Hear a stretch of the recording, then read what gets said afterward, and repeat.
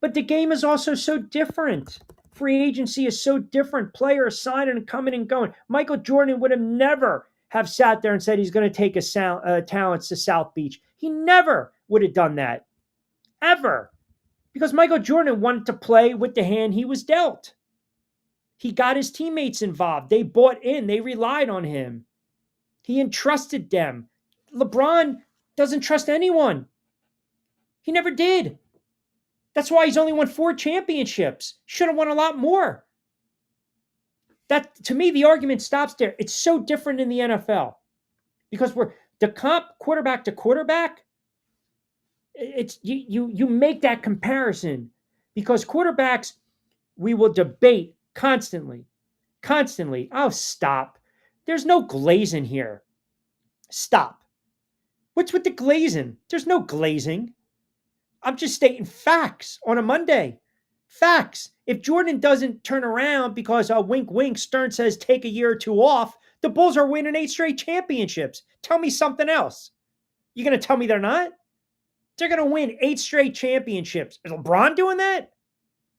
Come on, just stop. It's just now you guys are the ones being goofy. It's not glazing over Jordan. Jordan basically prevented my Knicks from winning a championship. Can't stand Jordan. But again, recognize, you know why he took his talents to baseball? Come on. Come on. Work with me on this one. That is smoking and joking comment right there, man. Maybe you're still on friggin' Puerto Rico time. I don't know, Vince. I really don't know. I don't know. That was a bad time in his life, man, and there was a lot going on. He wanted to try his hand at baseball. Whatever the reason was, it didn't work out, but they still would have won those 2 championships the year that he played baseball. If he's not playing baseball, they're winning 8 straight. You can't tell me otherwise.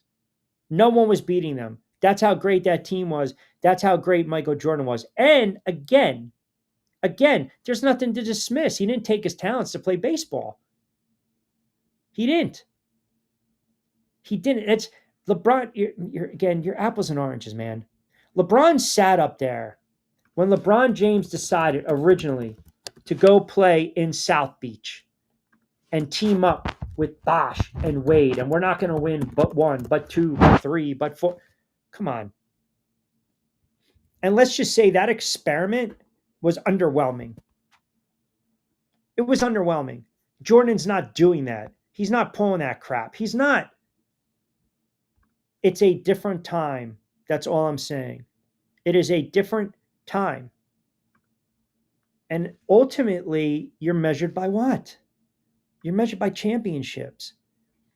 But you also get to a point as a player when you played 15, 20 plus years and your name is Tom Brady, your name is Aaron Rodgers, your name is LeBron James, where you ultimately can kind of decide whether we like it or not. You can pretty much pick and choose what you want, pick and choose where you want to go. Because that's how vested a franchise is in you. That's how vested you are in that respective sport. That's all I'm saying. Joe D. Summerspoint chimes in Q. I don't really think the Sixers would actually entertain that trade, but I will tell you this. I do agree with you. I think it's long overdue that they should have traded Embiid. That ship might have sailed, my friend. That article, it didn't really shine a light on anything except the fact that the guy never takes accountability, right? Never does. Josh chimes in. Q, what about a healthy trio of Maxey, Embiid, and James? Could that be dangerous? Laugh out loud. I mean, you're not getting LeBron, right? If you're not trading Embiid and said player. What the Sixers need to do is they have to figure out they need to gain cap flexibility. And you do that by getting rid of who? Paul George. You retain your young stars. You got McCain. You got VJ Edgecombe. Looks like, again, he's going to be a player, right? Obviously, McCain looked like he was a front runner for the Rookie of the Year. He got hurt in December. It all goes back to the one caveat, the elephant in the room. Can this guy, speaking of Joel Embiid, stay healthy? If he stays healthy, and you got the young kids playing well, plus you've got Maxey and you've got some, depth in your bench, provided Embiid can stay on the court, then I think you've got an opportunity to win some games. I really do. I think you have an opportunity to win some games. Now, if you were able to figure out a way to pair Embiid, a healthy Embiid, with James, then yeah, that's a very good team. Plus Maxi, plus their young guns. I mean, I don't believe the Lakers. If the Lakers really decide ultimately that, hey man, heck of a run with us, LeBron, thanks, and you get a trade proposal, and it's just the Sixers get LeBron, the Lakers are going to want what? They're going to want a couple first round picks, and then if you can dump off Paul George, that would be ridiculous. So if you get a trade package for James and George, an unprotected first round picks, and say like 2029, 2030, then guess what? You've got an immediate replacement for James and George, future draft capital for my troubles. And now all of a sudden, here you go. The 76ers just shed it payroll. And now that is a short-term little burst, a short-term experiment. So now, follow me, Embiid, Maxey, and LeBron, you don't think Embiid's going to be motivated? Look, stranger things have happened in sports, especially in the NBA. Especially, right? Bobby Marks pointed out that after the Beal buyout, the Sixers would have two worst contracts in NBA with Joe and Paul. No one is touching those. So the Embiid, the Paul contract, I definitely think they can. I believe they can get out of that. I think there is a way, and I think there's a couple scenarios. Look, it's a 4-year deal, 212. They want to move Paul George, and I got killed for saying it at the time. This is not Monday morning quarterbacking. I hated that move. I didn't think he was the player that he was, but whatever. I mean, it just didn't pan out. Jonathan Marshall brought up Utah Jazz. So again, the reason he brought it up, it was prior to when we were talking about the draft. And that would be that the 76ers move up in the draft. You also had the Nets as well, a landing spot and that 3 pick. Okay, we didn't see that type of movement. Now, fast forward to right now. I believe ultimately they are going to move Paul George. Now, which team is going to take a flyer? Which team is like, okay, we'll deal with this. We'll deal with this when we talk about the money. There's a couple teams. There really is. There's a couple teams out there. How about, let me see, Portland, which is another team Jonathan Marshall brought up. You have to get out of that albatross. You have to. You have to. Especially coming off the season where you were one of the biggest disappointments in the league. And it just goes to show you again why you can't placate a franchise player. This is like the 3rd time that the Sixers have tried to do it with Embiid. Didn't work out with Simmons, didn't work out with Harden, didn't work out with Maxey and George. Now, these are all big ifs, big whats. But I believe they're going to try to move him. I really do. And it's yet to be seen, where their head is at after that article came out. Because that article, to me, typically at some point during the offseason in the summer, Embiid makes a comment that we believe proves he's not happy in Philadelphia. He typically will say something that will get leaked out, or someone will stick a microphone in his face and he will say something which kind of goes back. That article sheds a light on stuff we already knew about the accountability factor and how no one can hold, he just doesn't hold himself accountable for his actions or his thoughts or what he says. And I think they're in a tough spot right now because yes, they believe they're trying to show faith in Embiid. Paid him a lot of money. And I'm trying to give you the comparison or the analogy. It's like that. I don't know. Maybe it's a mechanic. It's very hard to find a really good mechanic who's not going to screw you. He's not going to rip you off. He's going to give you fair prices. And you go to him, but man, the guy's only open 2-3 days during the week. Like you need this cat open 5 to 6 days during the week. Business is always going to be booming, but availability, that's kind of like Embiid. It goes back to if he's always healthy. When's he healthy? Is he going to be healthy? And you get stretches where he teases you. He'll have a month, a stretch of games. He'll average 36 in the month of January. But then all of a sudden the knee's hurting, the back's hurting. He tweaks something. He's out 4 to 5 games. He's not going to pay back-to-backs. The Sixers are really stuck in a very tough spot. And I don't envy this. But they made their bed. They need to lie in it now. They're stuck in this spot. Every time Embiid's out on the floor, he's one fall away from his career ending. Every time he's out on the floor and he's healthy and he goes for 35 and 18, it is a tease. And the Sixers fan and the Sixers brass and the organization, they kind of take a step back and they say, man, look at this guy. He's an all-time great. But more times than not, you don't get that consistently. It is a tease. So what am I going to do? Put all my eggs in that basket? Or am I going to be cautious and understand this guy's not going to give me 65, 70 games. I need to try to move him. I need to just rip it off and start over again. That's the rub. That's very difficult to do in sports because they invested a lot of time, a lot of money in said franchise player. And honestly, when it's all said and done, did they really get a return on their investment? Statistically, when he was out there, sure. But collectively, as a franchise, never got out of the second round. Never got out of the second round. That's a bitter pill to swallow. It really is. That's a bitter. I think anyone, if you invest like in that top 5, top 10 quarterback in the NFL, and he gives you flashes, and maybe you get to the wild card, maybe you lose a wild card game, maybe once in a while you win a division. But man, more times than not, you need him in that divisional round. You need him in that championship game and he's banged up or he tweaks an ankle or he's inconsistent. You're always thinking, all right, man, we got our guy. We got our guy. But then he gives you that. You can't trust players like that. You can't. And the problem is you got a player in Embiid that has shown you can't trust. And quite frankly, think about it. The Lakers, I believe, to a man, also know that the worst thing they could have done was draft his kid. That just put ridiculous amount of pressure on them to appease LeBron. And now you're stuck with that. And it's not Bronny's fault. It's not.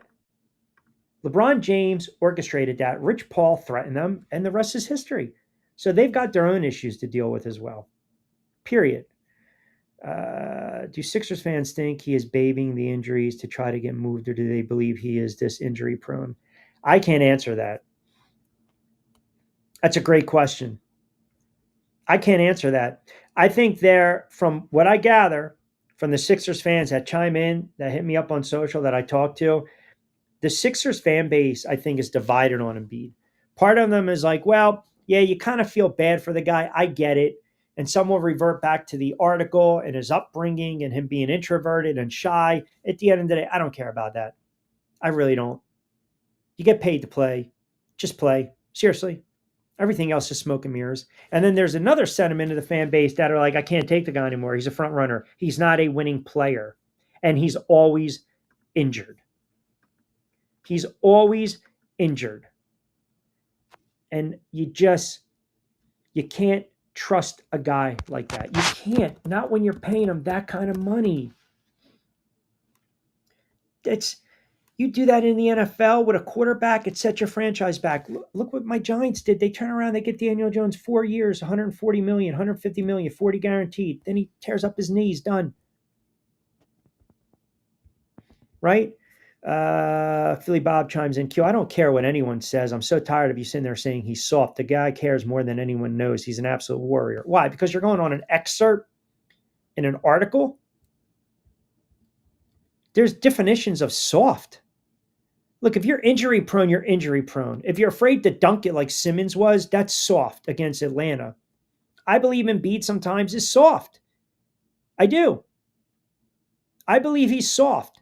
He's that size. He's strong, but yet he wants to keep his hiney back, beyond the three-point land, the perimeter, and shoot threes. Why? Because that's what everyone does. He thinks he's Joker.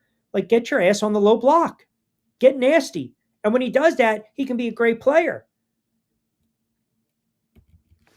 Look, he was having a great, they were 26-7, right? Think about this. In 2024, he injures his left knee against Golden State. He was averaging like 35 and 34. That's dominating. That's dominating. But that's far and few. That's the problem. In a 9-game stretch in December of 2023, he averaged 40 points. Dominating. Dominating. It was a good article, but it didn't really shed a light on anything new. I need my franchise player to be all in. I do. I need my franchise player to show up when we have team owning meetings. I need my franchise player to push his teammates. I do. I need this guy to be available, man. Even the James Harden nonsense, I don't care. James Harden's not a winning player. Everyone knows that. But man, again, we tried to placate you, and it did not work. Again, that falls on the player. Look in the mirror. That's all. All right, quick timeout. We'll come back. Lloyd Vance in the 5 o'clock hour.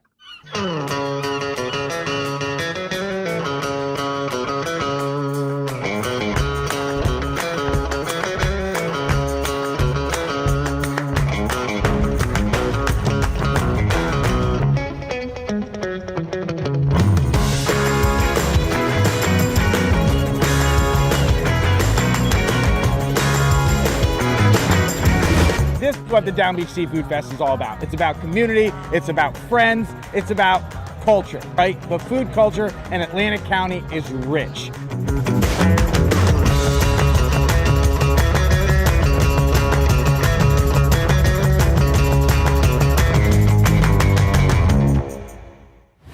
Hidden in an abandoned campground in South Jersey lies a mystical encounter with brews and spirits, where bonfires burn, shadows dance, and flavor favors the bold.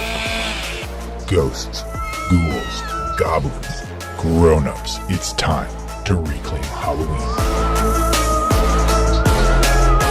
This is Witchcraft, October 10th and 11th. For tickets and information, visit witchcraftnj.com. Hi, I'm Bruce Pascoe. I'm very fortunate. Years ago, I found something that I genuinely like to do, and it's something that helps other people. What I do is help people transition from traditional health insurance into Medicare. I've been doing it here in Atlantic County for more than 20 years. If you're getting ready for Medicare, call me for a free consultation. 609-484-9800. All right, fast approaching 5 o'clock, 60 in a book, 60 to play with Lloyd Vance in a couple moments, a Monday edition, Middays with you. No show tomorrow. We will be traveling. TBL have an event with the Jersey Shore Breaks, which we are looking forward to. We'll be back in the saddle on Wednesday. Let me see. What do we got here? Tom in Summers Point chimes in. Q, I know you're always ripping on the Sixers and Embiid, and I'm not going to sit here and say for 1 minute that I actually agree with you, but I do understand your opinion, and I respectfully disagree. I think Embiid, when healthy, can still be that franchise player. Contrary to what you believe, all they really need is 55, 60 games out of them, get to the playoffs, rest them up, and then make a deep run. Enjoying the show. Tom, appreciate that.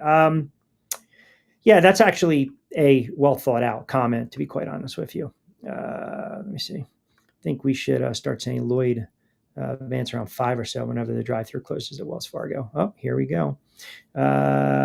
We are close approaching 5 o'clock. Oh, wow, here we go, because I mentioned that no show tomorrow. Hey, we've got some stuff coming up, by the way, for the show. Some show announcements, especially for the fall and whatnot. So just keep it locked in. Who knows?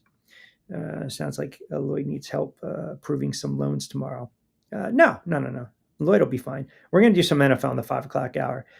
Monday Marcus chiming in, Q, still laughing, you know what, out loud about you and your troll comment. Ha ha ha. Sounds like the days from 1290 the ticket, no pun intended. But to your comment regarding the franchise player and holding themselves accountable, you can't be any more correct with that one. LeBron James doesn't hold himself accountable. Joel Embiid doesn't hold himself accountable. Aaron Rodgers doesn't hold himself accountable. The guys like Mahomes, the guys like Tom Brady, they do. It's all about accountability. It is. It's all about accountability.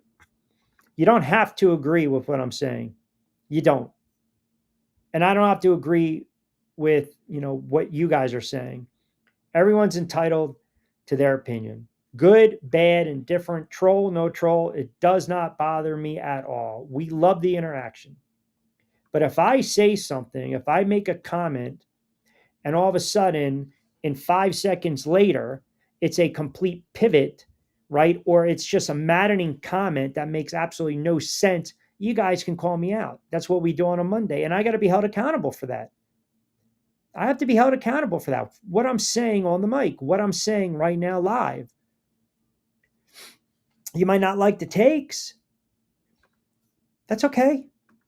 No harm, no foul, man. We're good. We get our 8 hours in. Don't worry about it. And obviously, they strike a chord with some of the fan bases. And that's fine, too. It's nothing personal when we're talking about these teams or these guys. Yeah, are there players I just don't like? Yeah, of course. Embiid, never interviewed him. He might be a great guy. But I watched enough of his career to know he's not countable. He's not reliable. I cannot count on this guy. If I was a Sixers fan, it would infuriate me. How he's always injured. And he's a front runner. Look, perfect example is this. Aaron Judge puts up monster numbers in the regular season. You guys know I'm a Yankees fan. Aaron Judge puts up monster numbers. But come October, when Aaron Judge goes 3 of 18, I'm the first person to rip him. I don't care about Triple Crown. I don't care about AL MVP. Like, you're getting paid handsomely. You're a franchise player. You're trending towards a Hall of Fame career in Cooperstown. But yet you do squash in October. It's infuriating. So I hold him accountable. I do. I don't want to see a $182. I want to see 333 in run production. Not smoke and mirrors, filling it up late in the game when you're already down 5 or 6 runs. You get the old, by the way, solo shot in the 9th. That does nothing for me. Nothing. At all. I don't care what position, what team. It does not matter, man. If you're not producing, you're not producing. If you're always injured and you're not available, then you're injury prone. And I can't count on you. And I can't build a franchise around you. I can't.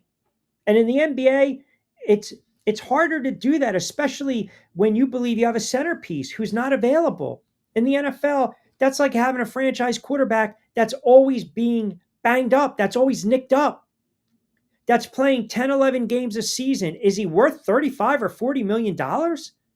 I mean, as a fan, can you sit there and have your franchise quarterback suit up for 10 Sundays and be happy with it as opposed to 16 or 17 Sundays? No, maybe when he's out there, he's phenomenal.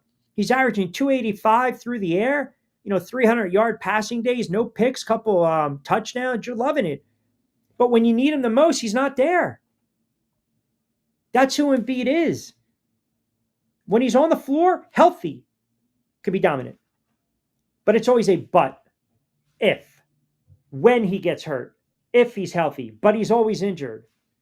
It's very hard to win. It's very hard to build a winning team and culture around one guy that is constantly hurt, that's injury prone. And I think to some extent, yeah, we're allowed to say soft, and I'm sorry if it pisses people off. Sorry. Just how it is. Here's another perfect example, the NFL. Right? So the Colts basically have come out and said Anthony Richardson still has time to prove it. Those are damning comments. Now, again, this is a great example. Okay, here's a first-round draft pick, top 5 for Indianapolis 2 seasons ago. He played 4 games his rookie season, 11 games last year. So 15 games he's played as a pro. He's injury prone. So the Colts now, that fan base is saying to themselves, we put all our eggs in this basket for an injury-prone quarterback that we can't count on. Now, let's just say Richardson put up decent numbers, gaudy numbers, solid numbers in 15 games. That would even be more frustrating because you know what he can give you on a limited basis, but you can't trust a quarterback like this. Hence, they brought in Daniel Jones to push him. So when a GM or an owner comes out and makes those comments, to me, that's not supportive. That I look at those comments and I say, still has time to prove it. That to me is an owner basically kind of lighting a fire under my fanny, saying right now, if you're out there, you better get it done or your career's not going to last. I don't look at those comments as supportive comments. But my point is availability. Availability. Are you available? Are you out there? Are you engaged? Are you performing? Are you doing the job? And more times than not, these guys that are missing time because of injuries, they got to frustrate the hell out of a fan base. They have to frustrate the hell out of head coaches and GMs and ownership groups because they're just not on the floor or on the court. And I think that's the situation with the 76ers. Every fan will turn around and say he's a great player, but that's a big but. I mean, that's $64,000 question. I can't run a team where I know that arguably my best player is always banged up. And at this moment, I don't even believe it's Embiid's team anymore. I think it's Maxi's. I said that last year. You know, Embiid, sure, had to run face of the franchise, but Maxey has shown you. He's shown you that it's his team. And that's why they should ultimately try to build around those guys. That's all. Melly Mel out in West Coast. Big time Dodgers fan, Lakers fan, Rams fan. Q, I hear you SOS and on LeBron again. I think he's going to stay with the Lakers. Just one more ride. I don't know why, though. I don't know why. Like, test the waters. Test the waters right now. Yeah, I get it. A lot of money on the table. I get it. I know, a lot of money on the table. You don't want to give that up. Thank you, Michael. I appreciate that. I try to, you know. The best availability is availability. Bringing in Danny can't throw dimes to push your first round draft pick sounds like the blind leading the blind. No. What I was saying, if you heard me correctly, because you're probably now on your third smoky, Vince. I said the reason that they brought in Daniel Jones is because Anthony Richardson is always hurt. That's why. And I also said it's very hard to build a franchise around players that are constantly injury prone. It's a fact. I'm not paying my quarterback $40 million to play 4 or 5 games. I'm not.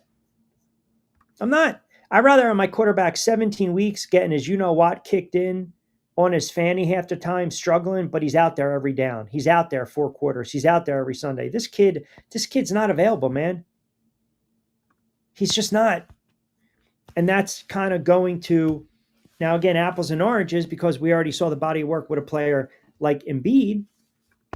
But man, if you're not out there, it's very hard to win. And by the way, the other flip side to that is if you're getting paid a lot of money and you're not out there, everyone loves the backup quarterback in the NFL. They're cheaper. They're on the cheap. The fans clamor for the backup, especially when the starter's struggling. Who gets cheered the most? It's not the starter, it's the backup. Now you got someone taking your job. You don't think Daniel Jones is salivating to show that he still belongs in this league? So there's a motivating factor behind that. Like right now, if you ask me who I'd rather be Daniel Jones, not Anthony Richardson. Because Anthony Richardson, every time he's out there, again, he is going to be gripping that football even harder. Every time he's looking down those defenses, he's going to grip it even harder because he's afraid to make a mistake. Great point, Michael. Someone won't be available for us tomorrow. Yeah, I mean, I have a prior commitment. I mentioned it last week on the air. My goodness. Can Richardson end up being the biggest bust since Leaf? Does Johnny Football belong in the conversation? I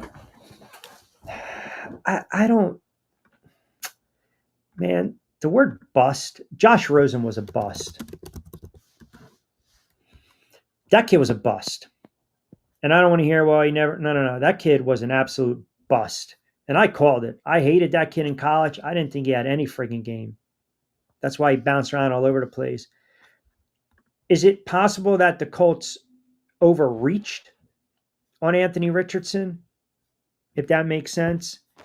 Uh, Ryan Leaf, I mean, when I think Ryan Leaf, I think everyone says bust because it's very easy to say bust because if you think about it, first round pick, second overall, went to San Diego. You know, Ryan Leaf played in the NFL for 7 seasons. Now, I don't know if that's saying much. He was very immature. He was extremely immature. If you really want to be fair, you know, let's go back a little more. Not Ryan Leaf, not even Jamarcus Russell, Todd Marinovich. I mean, that kid had the weight of the world on his shoulders. I mean, that kid was a first round pick, even though he's 24th, but he came with all the fanfare coming out of USC. It didn't work out. That kid was a bust. Jamarcus Russell, yeah, I would say that's a bust. You know, Manziel was a bust. Anthony Richardson is going to get one more season. Anthony Richardson is fighting for his career right now. And that's one of the reasons that I said I'd rather be Daniel Jones. Daniel Jones, it's low risk to high reward. If Daniel Jones comes in and plays better, he's going to win the starting role. And they're going to look at Daniel Jones and say, well, you know what? He's been around the block. He went on the road. He won a playoff game. He's a consummate pro. Here you go. Now, we know Daniel Jones, what he is.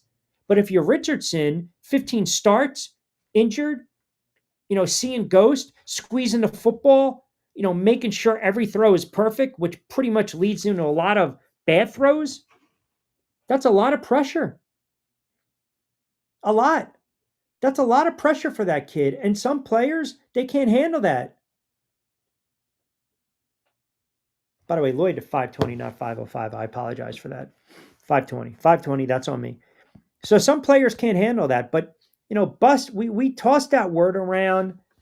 You ever notice in the NFL, we always equate the bust to what position? The quarterback. We never sit there and say, oh man, that's a bust of a running back. We never say that. That shows you once again how critical the franchise quarterback is in the NFL. Look, Achilles Smith, Andre Ware, Rick Meyer, Heath Schuler, were those guys that made you go, oh man, you're great. No. You can by definition say they were all bust. Hell, David Woodley can be considered a bust. He could. But David Woodley also went in the 8th round in 1980. And oh, by the way, you know, I had a cup of coffee and took him to a Super Bowl before Marino. You know, guys, it's how you define the bust.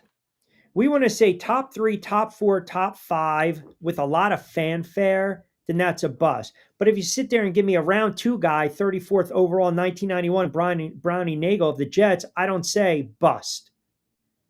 Top 10, top 5, bust. Bust. You know, there are some quarterbacks that were drafted in the first round, second round, that were able to, have pretty good careers. Like Brady Quinn, to me, was a 22nd overall pick. I didn't think he was a very good quarterback in the NFL. I didn't. You know, Richard Todd went 6th overall. You know, Richard Todd was trying to replace the man, Joe Namath, back in 76. Richard Todd was a head case. Never worked out. You know, Jeff George, there was so much fanfare for Jeff George. What did everyone say about Jeff George? He can throw the deepest ball in the history of the NFL. I mean, the Colts decided we're going to pack up the bus. We're going to trade up to get Jeff George. And we're going to give him the richest contract in NFL history as a rookie. And he flamed out. So when you sit there and you tell me bust, I'm thinking top 5, top 10. You know, let me throw out a name for you. How would you describe Vince Young's career? Vince Young was a 3rd overall pick. A 3rd overall pick in 2006. And he was the favorite. You remember Titans owner Bud Adams loved him. Jeff Fisher did not want Vince Young. Now, how do you look at a guy like Vince Young? You sit there and say he's a bust? You know, what about David Carr? David Carr was sacked so many times those first couple years, never worked out. Joey Harrington, that's a bust. So yeah, you guys are looking at, the recency bias with some of these guys and the names Tim Couch, Cade McNown, Klingler. Remember David Klingler? I mean, that run and shoot. Blackledge, Achilles Smith, I think I mentioned, Andre Ware. I mean, people forget about those quarterbacks. All we do is we think of, Marinovich, Johnny Manziel, Jamarcus Russell. But Ryan Leaf, you know why people say Ryan Leaf was such a bust? He wasn't a very good quarterback, okay? He wasn't a very good NFL quarterback. But the reason Ryan Leaf gets so much grief, and he was a bust, if we want to say bust, it didn't pan out for Ryan Leaf because he is forever linked with someone at the very opposite end of the spectrum in Peyton Manning. Remember the debate? Ryan Leaf or Peyton Manning? Leaf had the stronger arm. He did, but it didn't matter. He was awful in the NFL.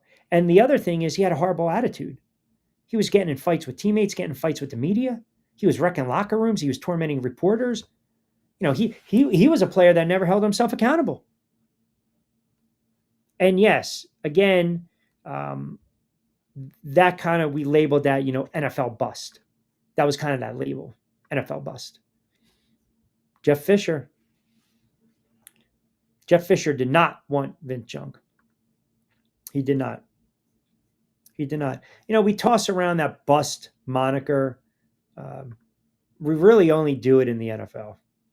We rarely do it in the NBA. When the Nets take Sam Bowie over Michael Jordan, yeah, we sit there and say that's a horrible pick. That's the Nets. Sam Bowie was a bust. Greg Oden was a bust. Greg Oden had to deal with so many injuries throughout the course of his career. Again, accessibility, availability. You have to be on the floor. You have to be on the field. And more times than not, if you're not, man, you will get that moniker. You will get that label. You really would. Daniel Jones is a bust. For where he was drafted and the money they paid, I don't care if he went on the road and won a road playoff game. By definition, he's a bust of a draft pick. It did not work out. Now, maybe he extends his career and he figures out a way to grab that starting role because it's right there for him. See, that's also the beauty. The other thing is, that's the beauty of being a guy that it doesn't pan out early on because you can always change the narrative. Jim Plunkett, people looked at Jim Plunkett and said he was a bust. He won the Heisman. And it didn't pan out with New England, didn't pan out with San Francisco. He goes to the Raiders. He wins 2 Super Bowls. Leaf has since come out and said he wouldn't have drafted himself if he was a GM in the league due to substance abuse issues, which he claims were widely known. I think some of that, yes, he certainly had issues off the field, but I think that's also part of the, he's very honest right now, Ryan Leaf is. He's a very good follow on social media. I mean, he really is. He's very transparent when he talks about his career. But again, also, he gets very defensive because nobody wants to be called a bust. Nobody wants to be called, a clown, a jackass. Nobody does. And he gets very defensive to that. But I don't believe, let's be fair here, man. Like, if you're drafting a player number 1 and or number 2, case in point, 1998, every analyst went back and forth, back and forth. And I would say half the league or half the scouts, half the coaches said Ryan Leaf has a stronger arm and greater potential.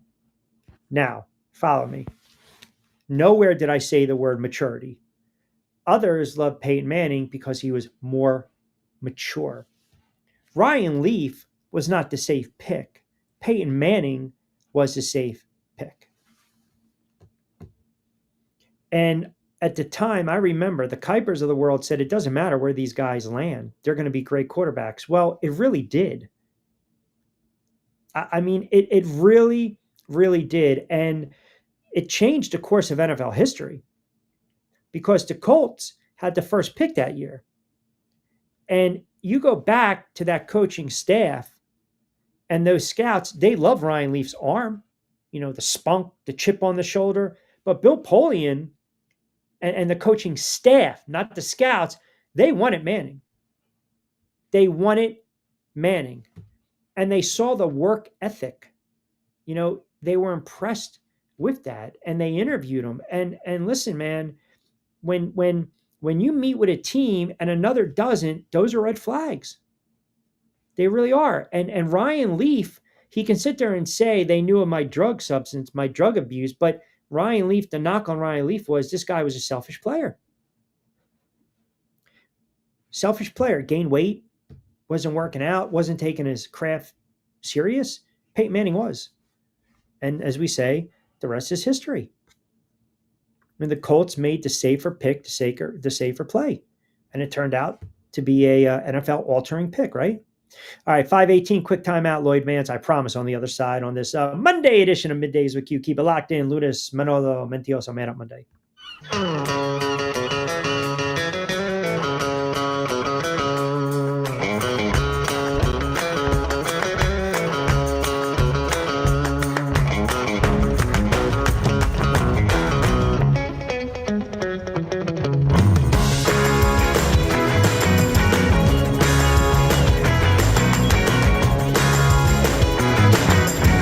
This is what the Down Beach Seafood Fest is all about. It's about community, it's about friends, it's about culture, right? The food culture in Atlantic County is rich.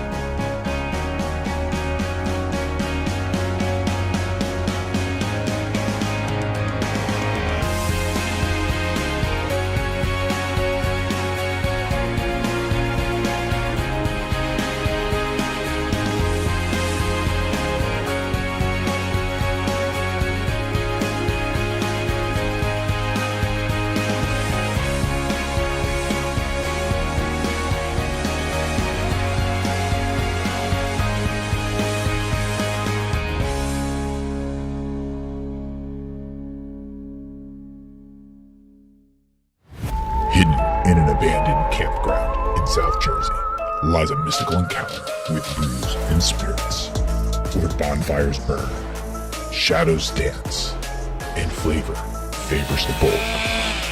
Ghosts, ghouls, goblins, grown-ups, it's time to reclaim Halloween. This is Witchcraft, October 10th and 11th. For tickets and information, visit witchcraftnj.com. Hi, I'm Bruce Pascoe. I'm very fortunate. Years ago, I found something that I genuinely like to do, and it's something that helps other people. What I do is help people transition from traditional health insurance into Medicare. I've been doing it here in Atlantic County for more than 20 years. If you're getting ready for Medicare, call me for a free consultation. 609-484-9800. All right, 20 past 5 o'clock hour, Monday edition, Middays with Q. Rich Quiñones here. We'll take up to 6 o'clock. Don't forget, we're on the X platforms as well as YouTube, Rumble, and a couple more that we will be addressing down the road, probably in a couple weeks. Also, TriX 57, a Lunas Manolo Mentiroso Man Up Monday. Lloyd Vance going to join me in a couple moments. We'll talk a little more NFL with him as we kind of steered off a little bit to the quarterback and then the IE bust conversation, but it's okay. We like to kind of go where you guys want to lead us at times. Let's get back to some of the comments. Is it fair to put guys like Pete, I'm going to assume Rodney Pete or Cordell Stewart in bust territory during times when coaches and GMs generally didn't believe the guys had the IQ to play the position? Warren Moon had to go to the CFL. Doug Williams as well, remember? I don't like, I think sometimes we use that term very loosely. We do. We Cordell Stewart led a team, 13 wins. Pittsburgh had a couple of bad losses at home in the playoffs. He didn't have a bad career, right? He didn't have a bad career. I mean, my first memory of Cordell, and I mentioned this to Hank the other day, is when he uncorked that one to Michael Westbrook. I mean, I was sitting there watching that game with my father, and I remember it was like a dart 64-yard Hail Mary pass. And that was a great win for Colorado against Michigan. It was remarkable. Yeah, I think to your point, some of these quarterbacks just don't succeed because it's the wrong fit, wrong system, and they don't have the right support around them. And then others, they're just not meant to be NFL quarterbacks. I know we don't like to say that. We want to kind of gloss over it at times, but it's very hard to be a successful NFL quarterback. It really is. It is. If you don't know the position, if you don't play the position, or I should say, if you don't have the right coaching, if you don't have the right pieces around you, if you don't have it between the ears, you're not going to succeed. You're not. All right, quick timeout. We're going to punch up Lloyd on the other side. Keep it locked in. We'll take you up to 6 o'clock straight up. Hidden in an abandoned campground in South Jersey lies a mystical encounter with brews and spirits, where bonfires burn, shadows dance, and flavor favors the bold. Ghosts, ghouls, goblins, grown-ups, it's time to reclaim Halloween. This is Witchcraft, October 10th and 11th. For tickets and information, visit witchcraftnj.com. Hi, I'm Bruce Pascoe. I'm very fortunate. Years ago, I found something that I genuinely like to do, and it's something that helps other people. What I do is help people transition from traditional health insurance into Medicare. I've been doing it here in Atlantic County for more than 20 years.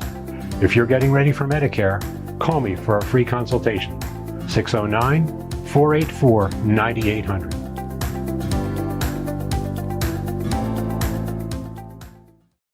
Hi, I'm Bruce Pascoe. I'm very fortunate. Years ago, I found something that I genuinely like to do, and it's something that helps other people. What I do is help people transition from traditional health insurance into Medicare. I've been doing it here in Atlantic County for more than 20 years. If you're getting ready for Medicare, call me for a free consultation. 609-484-9800.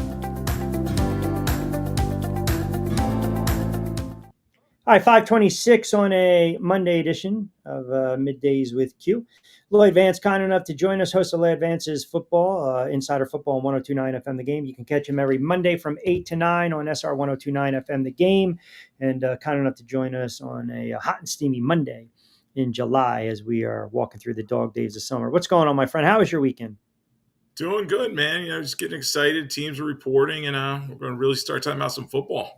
Oh yeah, absolutely. And I appreciate you jumping on today as we'll be on the road tomorrow. We were kind of walking through, I guess, the franchise positions with some of these teams. And we were talking the NBA with LeBron and then Embiid and then the availability and accessibility. If you're a franchise player, you have to be available. You have to be out there. And then for some reason, we went down the rabbit hole where I brought up players that are injury prone. And I mentioned a guy like Anthony Richardson. And from there, it kind of morphed into, we talk about draft bust. And I know it's tough to call some quarterbacks in the NFL bust, but in a case of, say, like Anthony Richardson, and listen, Colts ownership came out today and basically said, well, he still has time to prove he's it or prove he's got it. To me, those are not reassuring words. I feel like, okay, now the pressure's on you. And a guy like Anthony Richardson, he's only played 15 games in 2 seasons. You know this. Just when a player goes out there and they start gripping the ball a little too harder and they want to make that perfect throw and all the pressure befalls on them. So a guy like Anthony Richardson, if it doesn't pan out, would we label him a bust or too soon to label him a bust? Huey's trending that way. He was taken very high. And there were a lot of red flags coming out of Florida. He played less than 15 games, at Florida. So he he was young coming into the league, unproven, and the Colts took a chance on him. They traded up for him, and it's like, all right, but he has been hurt, and too many injuries, especially with that shoulder. They say the shoulder's ready to go. And the other thing, Q, is he's so inaccurate. He's 47% of his passes he's completing. So I would say, yeah, if this season doesn't pan out and he has to land someplace else, like a Trey Lance had to go someplace else. I think he's on his third team now. Yeah, you got to say he's a bust. This is a good comment from Vince. I'll pull it up and get your thoughts on. Is it fair to put guys like Pete or Cordell Stewart in bust territory during times when coaches and GMs generally didn't believe that the guys had the IQ to play the position? You had a guy like Warren Moon that had to light up in the CFL. First, are you a big subscriber and believer in, it also has to be the right fit ultimately, and you've got to be with the coaching staff that knows how to build around you, can accentuate your strengths and kind of work with your weaknesses. Right. Yeah, you can label some guys a bust, but in looking at those two particular examples, Rodney Peete came out of USC. He was highly touted at a certain point, but Troy Aikman clearly outplayed him. The same city, same draft class. He was not very tall, and I believe the Lions gave him his opportunity. He won some games there for them. And then he came to Philadelphia. Let's not forget, they beat the Lions in a playoff game. He started. It was a huge blowout. And he was a serviceable journeyman quarterback. So I probably wouldn't say he was a bust. And then Cordell Stewart, he was never drafted in high because they didn't think he could be a capable passer. They kind of made him slash. That's where he really made his mark on a team that went to the Super Bowl and lost to the Dallas Cowboys. So multifaceted quarterback that could do a lot of dual threat things. But yeah, passing was kind of lacking. So, but they both played over 10 years. So I don't know if you could say a guy's a bust that doesn't, usually it's a flame out, somebody that is picked high and then they're out of the league within 3 to 4 years. Yeah. I mean, and you mentioned that Lions game, that was the Lomas Brown game, right? When he was talking about how they were going to shut down the Eagles, and Eagles wound up putting up 55 points. We talked a little bit about Cincinnati last week. Their press comes out and basically says, foolishness, Shamar Stewart still unsigned. Okay, that's great. So Mike Brown says it. He doesn't mince words about the contract situation between the team and the rookie. I mean, when does the team president intervene here? Yeah, it's interesting, Q, because we know Mike Brown runs everything with the Bengals. He's the owner, and they don't really. They named 3 guys assistant GM just past couple days, and they have Duke Tobin, who's been in charge of personnel forever there with them. But it's going to be Brown's decision, and I don't know why Brown is pushing for Smart Stewart to kind of say, all right, I'm not going to take certain guarantees that other rookies are getting, and push forward type language, options and all that they're trying to suppress. So, both sides are dug in. Also, Q, big thing with Brown is he hasn't signed Hendrickson. 17 and a half sacks. Their defense is lacking. Hubbard retired, so they need Hendrickson, and they got to get his deal done too. So, a lot of shaking your head moments with the Bengals right now. Yeah, and listen, we are a stone's throw away from training camp, and then obviously we're going to turn around and boom, the season's going to be right here. All right, so you listen to Tyler Smith, and he said the Cowboys' expectations are Super Bowl champions. Now, someone sent a memo to the Cowboys, haven't been relevant since '95. And then you got Jerry Jones with some of the comments regarding the players that are not signed. So you've got a healthy Dak Prescott. He missed 9 games last year because of that hamstring issue. Realistically, when you look at the Cowboys, I still believe they're going to have a down year. I don't know if you're as low on the Cowboys as I am. I'm just not feeling it. I'm not seeing it. But do you believe that a healthy Dak is just enough for them to even compete in the NFC East? Like, I feel as though, yeah, we talked a lot about their offense and some of the weapons that they have, but I just don't feel like the Dallas Cowboys are even in the same class as not only Philadelphia, but the Washington Commanders.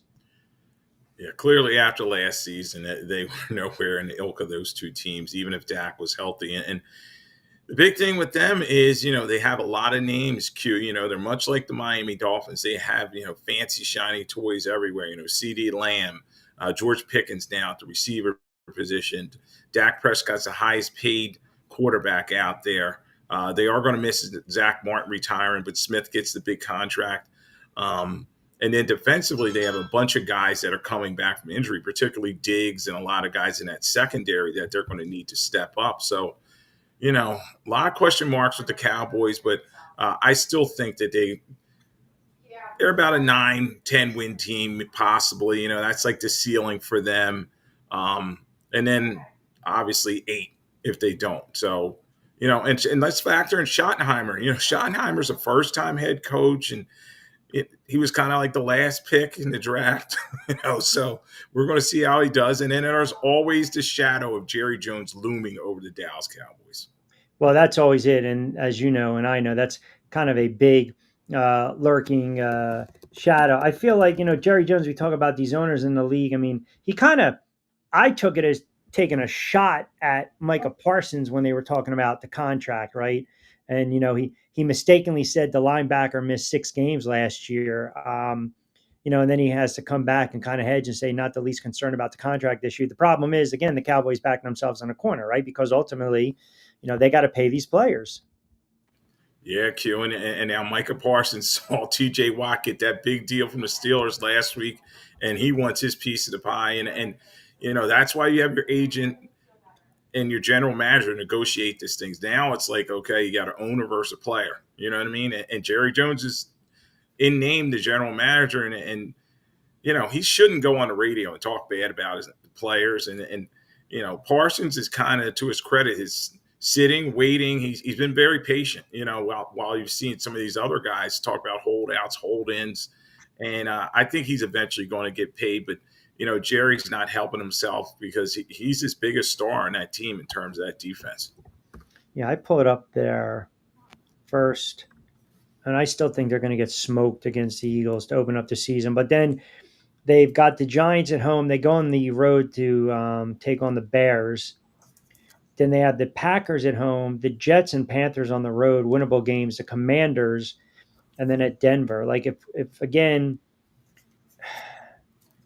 I don't know how anyone objectively can look at the makeup of this roster. And I'm not saying they're void of talent because they have some players, but objectively say they can really compete with the Eagles in the NFC East. And if I believe Washington is not going to take that step back, then I see Washington and the Eagles again coming out of the NFC East. I just don't think there's a place right there. The numbers don't add up for the Dallas Cowboys. I mean, if we're comping right now, the Dallas Cowboys in the NFC, who would you sit there and say they're on the level of this team, right? Let's just get rid of Washington and the Eagles right now. Are they as good as Detroit? No, Detroit is clearly a double-digit win team. And looking at my write-up for the Dallas Cowboys, the over-under is 7.5. That's low. So even Vegas is telling they just are not expecting them to do a lot, and they have all the pieces, but they're going to need Javonte Williams coming over from Denver. They're going to need him to run the football effectively. They do have Miles Sanders. All Eagles fans remember him, and maybe he can get it going for him. But they need a running game, and then that defense. There's some retreads on here. You got Dante Fowler coming over from Washington. You have Kenneth Murray coming over from the Titans at linebacker. And then we talked about Diggs. He's coming back from that injury. Deron Blanton's got to play a little better. He had a gambling type style. And then the 2 safeties, they're question marks as well. So, a lot of question marks with this team. And obviously the health of Dak is going to be huge because Joe Milton, you talk about Cordell Stewart with Slash. Joe Milton, that's really what he was coming over from the Patriots. And they traded for him, but I just don't know if he's going to be a frontline starter. So just a lot of question marks with Dallas, and we'll see how they make out, especially under Schottenheimer. The NFC had 8 teams that won 10 or more games last year. Eagles, Commanders, the Lions, the Vikes, the Packers, obviously all made the playoffs, Tampa Bay, the Rams, and Seattle. I mean, I don't think Dallas is better than the Rams. I don't think Dallas is actually better than Tampa Bay. They're not better than Detroit. They're not better than Washington. They're not better than the Philadelphia Eagles. Would I say they're better than Minnesota if Sam Bradford was the quarterback? No, but Bradford's not the quarterback. That's a team that won 14 games. Are they better than the Green Bay Packers? No, no. Jordan Love, he's inconsistent, but I don't think he's, you know, that inconsistent, and they still have a lot of pieces around him. I know the receivers a little banged up for them, but they just still have Jacobs, and that defense has some good teeth. And it'll be interesting. They play the Packers week 4. So their schedule, Dallas has got some tough games. We talked about the Eagles that first game, Green Bay week 4. You have Washington week 7. At Denver, week 8 is going to be a huge game for them, Q. Eagles again, week 12. Kansas City in week 13. At Detroit, 14. Minnesota, the Chargers, at Washington, so 17. And then they finished at the Giants. So a lot of teams that made the playoffs on their schedule. So, yes, I tend to agree with what Vegas is saying in terms of this team. I don't think they get to that 8-win mark. 9 would be the high water, but yeah, it's interesting watching. How about Cleveland? There's a lot of conflicting reports on who's going to get that starting job, who's going to win that starting job. And you get some of these offensive players that are praising all of the quarterbacks. I mean, technically, you got 5 quarterbacks on that roster. I mean, that's beyond. You got Flacco, you got Sanders, you got Pickett, you got Gabriel, and even if Deshaun Watson is healthy mid-season, we haven't heard a peep, right, from Deshaun or the Browns in that regard. So now you've got a situation in Tennessee where the backup goes down. Obviously, it's Cam Ward. He's the number 1 overall pick. He's going to be the starter. They've got another backup, I think, a journeyman as well. Yeah. So, here's an opportunity where, hey, let me call up Cleveland, see if I can swing it for one of these guys. But I guess the question is, you look at Flacco, right?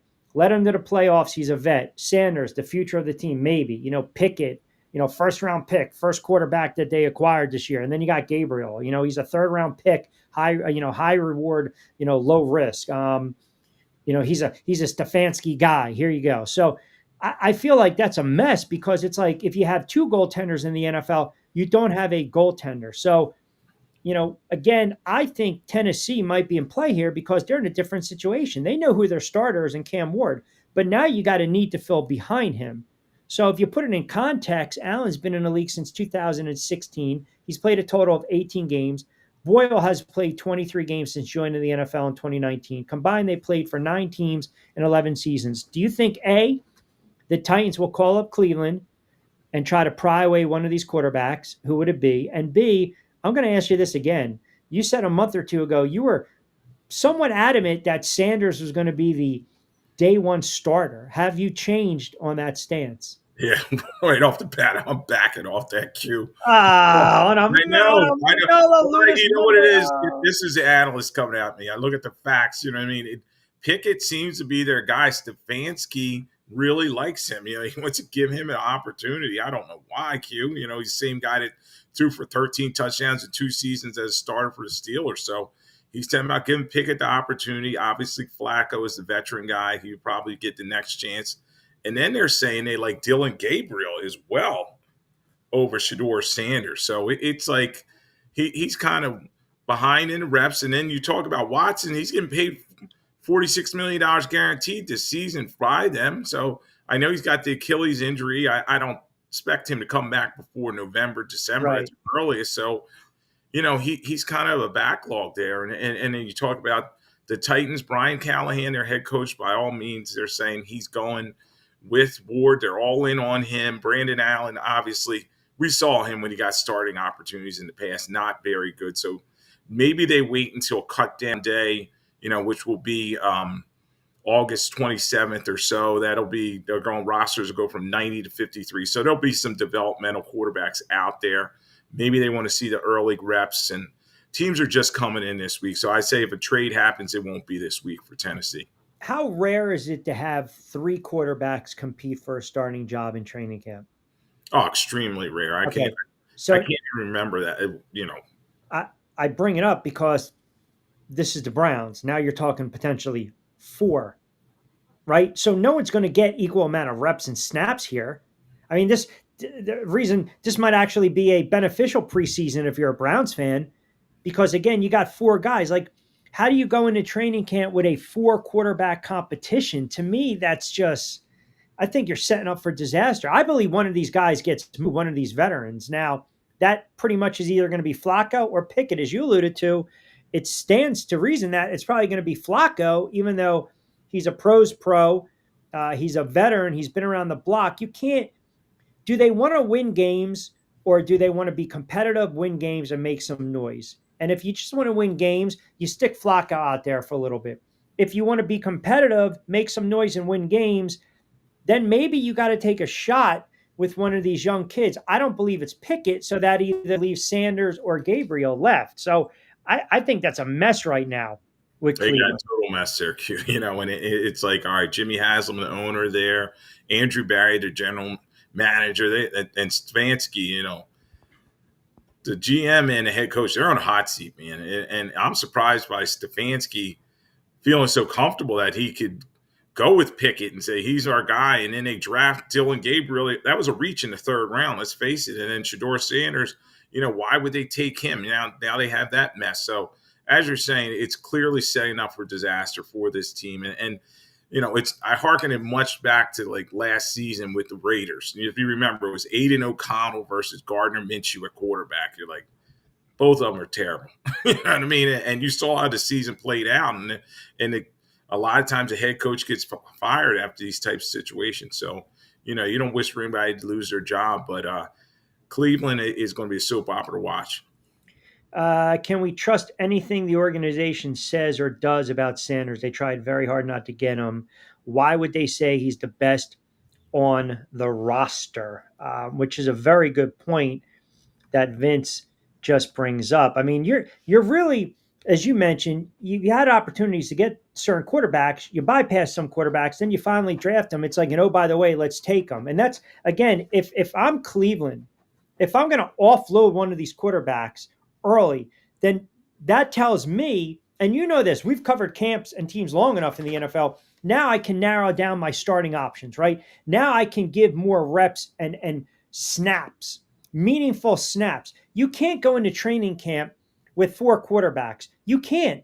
If you go in with 3, I got to be able to judiciously give, you, me, and Joe Schmo equal amount of reps. So that's why I think the Titans right now have a little leverage and say, listen, we need a backup. You want to jet in somebody, and now you take that quarterback off the roster. Now you've got 4 because Deshaun Watson is done. He might not play again in the NFL. So I say all that to say this. I will ask you one more time. Who will be the week 1 starter? And do you also believe, to Vince's comment, that can you really trust what Cleveland's saying, knowing how they handle the Sanders situation? No, you can't trust them. They're a mess. But I think, to answer your question, Q, I think it's going to be Kenny Pickett. I think they're going to give him his opportunity. I know it's crazy.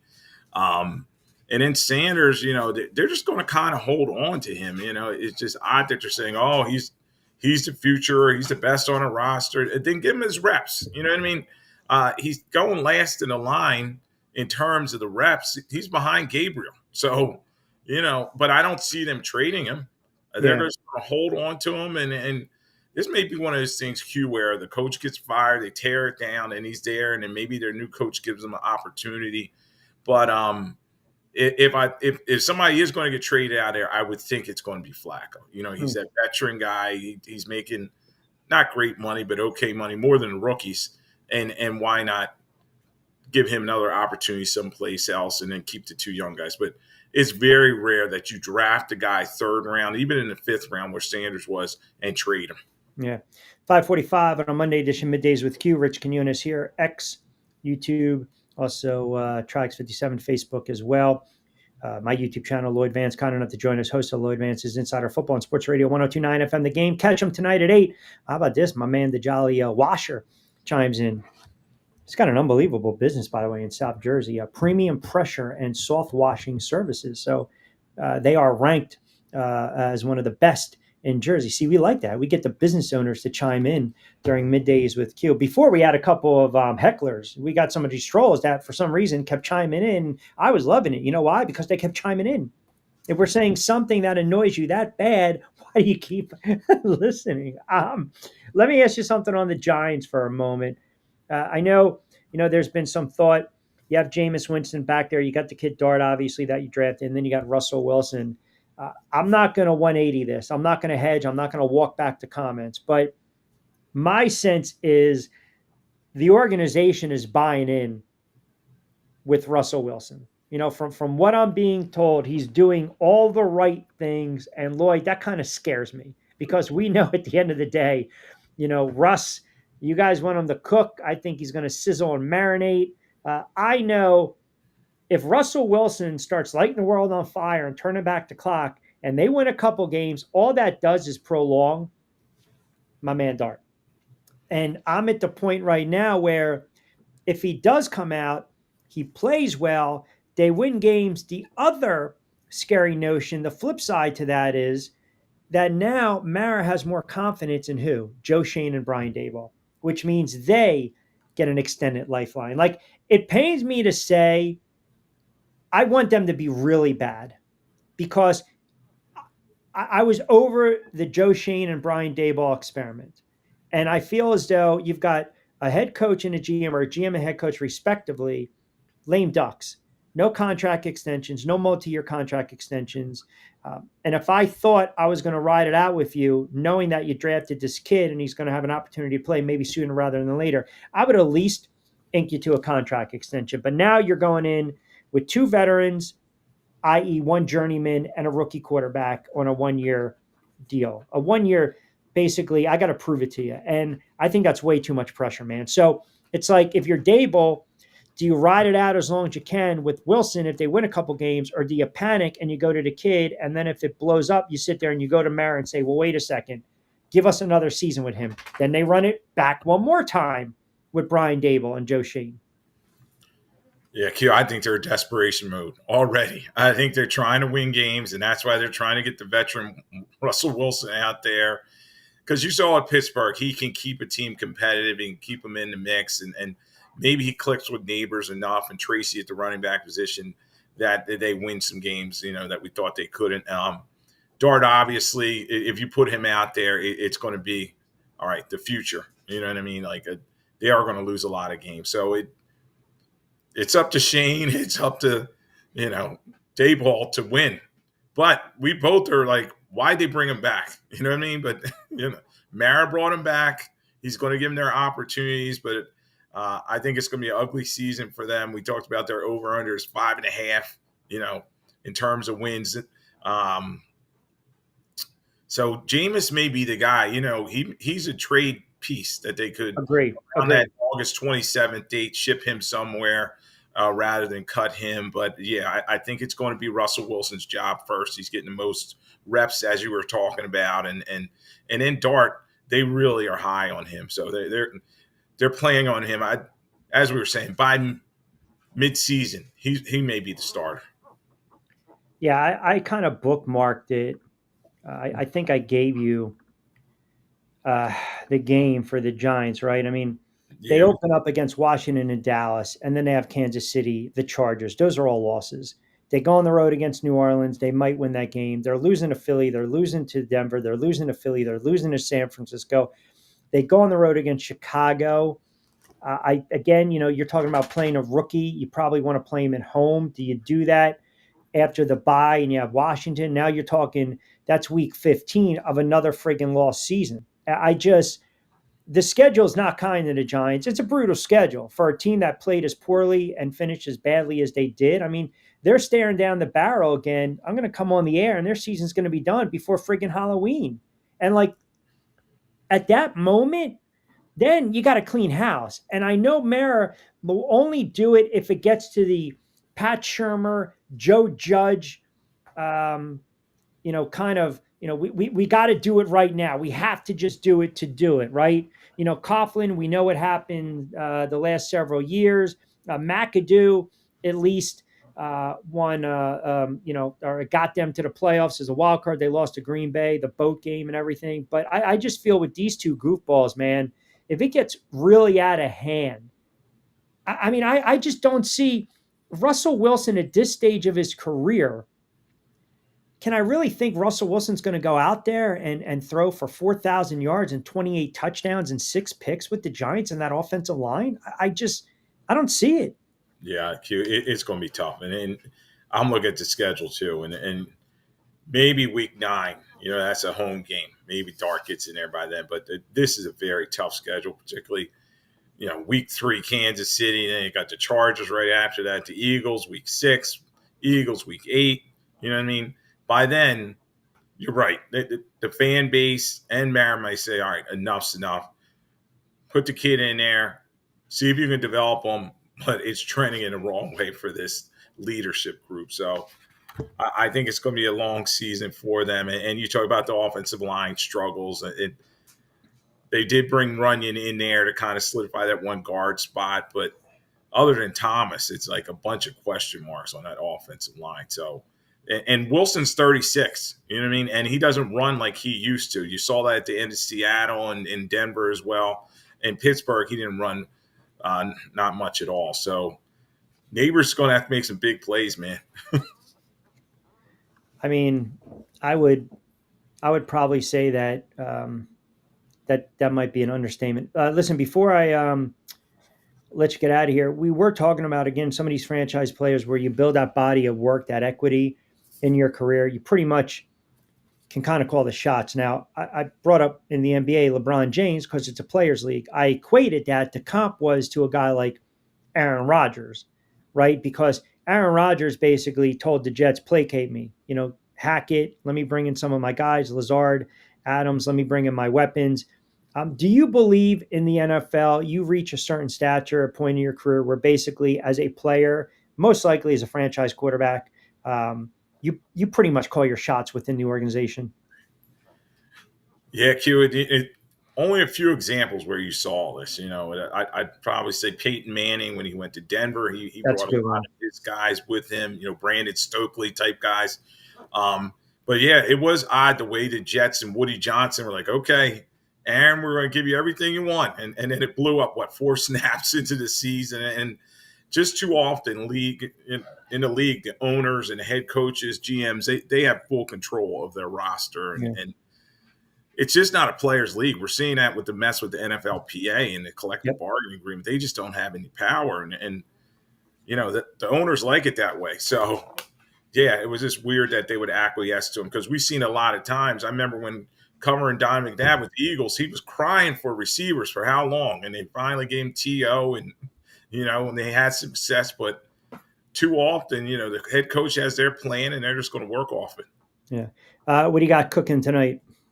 Yeah, we're going to talk a lot about the NFC North, look at that. Maybe look at some prop bets in terms of the upcoming season awards, MVP, Defensive Rookie of the Year, all that type of thing. So it's going to be a fun show. All right, do your homework because Back Your Place coming back, and we got a couple platforms we got to jumpstart with the content. So I will be tuning in as always. We will talk again on Thursday. Appreciate you moving around the schedule. Lloyd Vance, check him out tonight on SR 1029 FM The Game. Lloyd Vance's Insider Football 8 to 9. Also, give him a follow on social media at Lloyd Vance. Always appreciate you, brother. Thank you. All right, Q. Talk to you later. All right, there you have it, my guy, Lloyd Vance. I want to get to the picks real quick before we get out of here. We're going baseball tonight for the Q-Fecta pack of picks. I told you already earlier last week, we talked a little bit about this, but I'm still going to grab the O's, even though I think it's a full rebuild mode, and they're going to jettison a lot of players, but we like them tonight. Pitching matchup plus 115 on the money line against the Guardians. Yes, I'll lay the 120 for the Yanks against Toronto. And how about the Tigers? I know the kid's pitching. I call him the kid. The kid is pitching tonight for the Pirates, but he's had some issues with run support. So give me the Tigers plus 110. All right, real quick, fast timeout. We'll come back. We'll put a bow on today's show as well.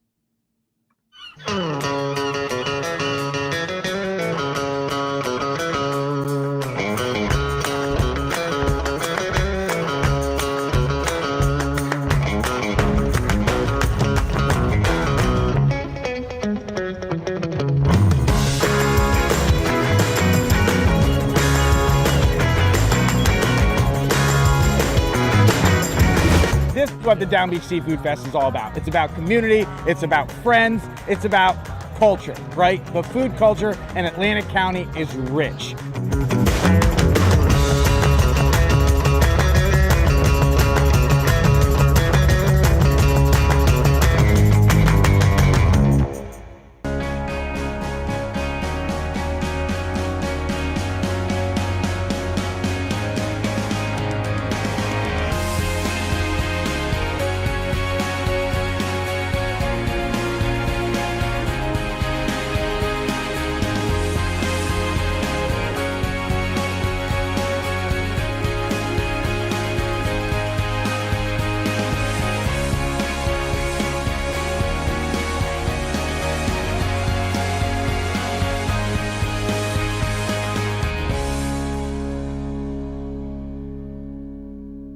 All right, good stuff from Lloyd. Couple minutes to play with. I saw this. I was going to mention it during the show. Man, horrible, man. Horrible. Malcolm Jamal Warner passed away, 54, apparently drowned on a trip to Costa Rica. I mean, Theo Huxtable, man, he was a lovable character on The Cosby Show. One of the best scenes ever was the Gordon Gore Trail shirt that Denise, Lisa Bonet, knitted for him. The other one is when Bill Cosby was teaching him about life, and they were using the Monopoly money. And then they were talking about, you have to have the education, you have to go to school, you got to get a job. And then they were talking about all the bills and all this stuff. And then, he had like $100 or $200, $250 left over. And he's like, see, I'm going to be okay. And Bill Cosby was like, there's only one problem. You haven't eaten yet. So he took 50 away, and then he goes, hey, do you want to have a girlfriend? And he's like, yeah, for sure. And he took the rest of the money away. It was a classic all-time great scene, but 54, oh man. And he's also in the show I'm watching right now, Slippery / Sneaky Pete. He's the parole officer in season 2. 54, just, that was a great episode, man. Gordon Gartrell, that was the shirt. All right, I know we got to wrap it up. By the way, as I mentioned, no show tomorrow. We're on the road. We got an event in down the shore. I don't, you know what? I know the cause, something, he drowned. I don't know the exact terminology, but they found him, I think, on Sunday. Horrible. Accidental drowning at the age of 54. Back in the saddle on Wednesday. Costco will join us, Steve Gardner as well. So we've got a busy show on Wednesday, Thursday, and then, of course, a Friday, a lot more NFL talk, good stuff from Lloyd Vance. Appreciate all you guys keeping us locked in for 2 hours. All